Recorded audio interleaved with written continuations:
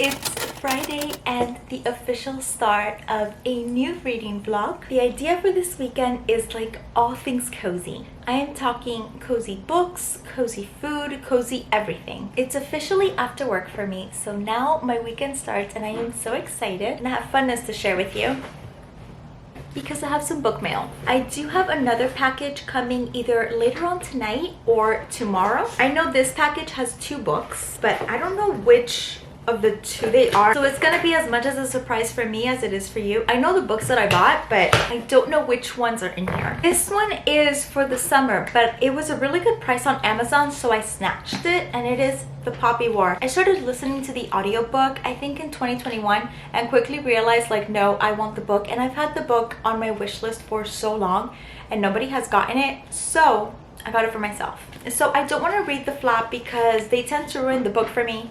I remember it follows a girl named Rin. I remember it was a really good book when I was listening to it, and when I saw that we're buddy reading it in the summer, I was like, no, this price is amazing and I need to get it like now. This next one is a cozy one, and oh my gosh, I might start it, but I probably shouldn't.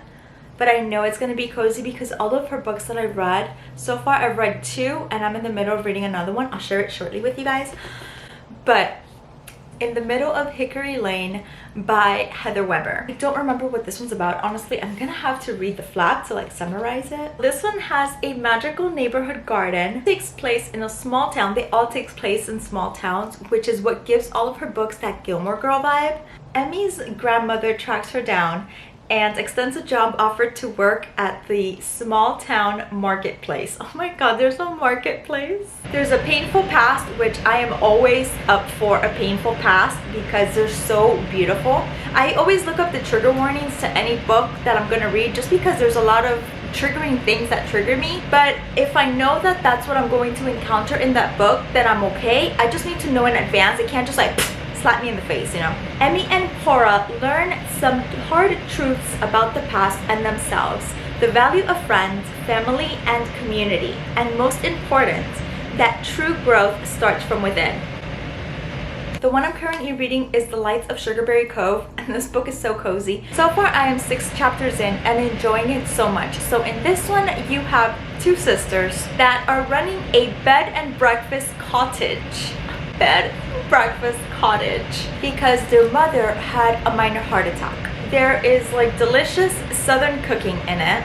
There's a water lantern festival and there is a magic lake. All right, so right now you guys, it's 5:52. I need to open up my laptop because our live reading sprints are going to start at 6, and this is what I'm going to be reading. I do need to go and make some mac and cheese for myself, a little bit more wine, not too much. We don't want to have a hangover tomorrow. And we're gonna start this cozy weekend. I hope you're as excited as I am. This video might be a little bit longer. I'm going to experiment with a few other things in this vlog, but I really hope that you enjoy it. Okay, and I think it's time to go enjoy a cozy weekend.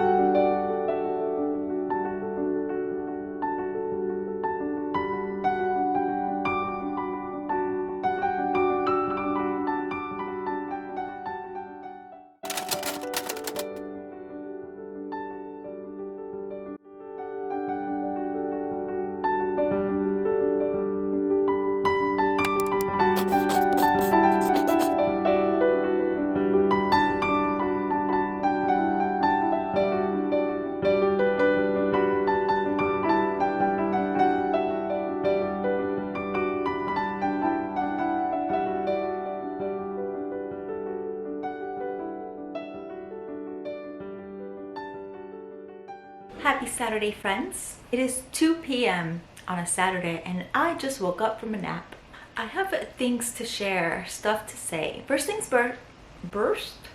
first, I have book mail. These are the other 2 books that I had ordered and they came in. The first one is 6 Crimson Cranes by Elizabeth Lim, and this is the book club pick for some month in Q2. Amazon had it for $4, so I grabbed it. I mean, $4 for a new book, that's amazing. The regular price of this is $10.99. Listen guys, money is money. Let's put that over here. And then the other one.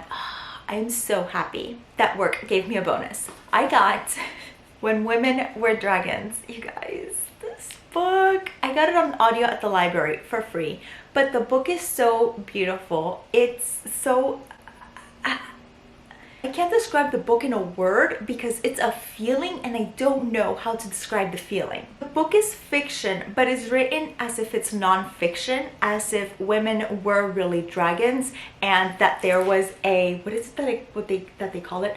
A mass dragoning. The mass dragoning of 1955. What really sold me on wanting to read the book in the first place was the last sentence that says, "When Women Were Dragons exposes a world that wants to keep women small, their lives and their prospects, and examine what happens when they rise en masse and take up the space they deserve." I am a woman and I am ready to be empowered, so I'm super excited to continue reading this. And I was so happy because I have a bookmark that matches it. Like, what? How did this happen? I don't know. I don't know. Another update that I have is I got my little table slash TBR shelf. So I wanted a place to put my like current TBR, but I didn't want the cart, because the cart for me and my space is not really practical. So I wanted to do something different. So I was like, oh, maybe I could find like a table that has a shelf on it. Lo and behold, thank you, Amazon, I found it.